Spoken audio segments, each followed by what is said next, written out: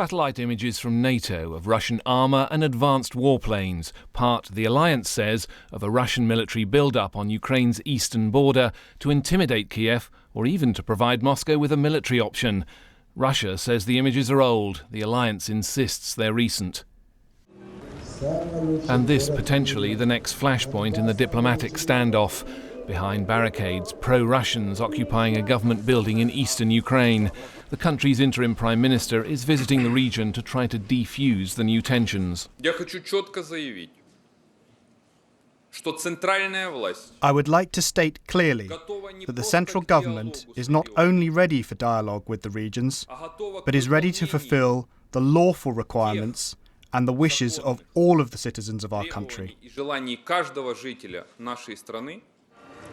Whether that'll satisfy the separatists or the Kremlin is another matter, as Kiev and Moscow continue to blame each other for fomenting trouble.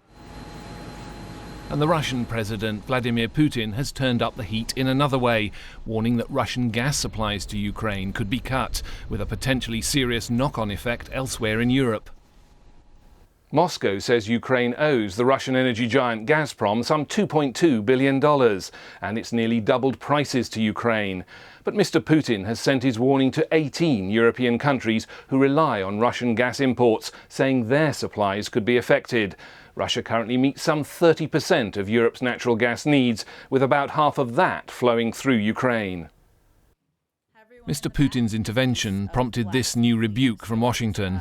We condemn Russia's efforts to use energy as a tool of coercion against Ukraine. Ukraine is now paying $485, a price clearly not set by market forces.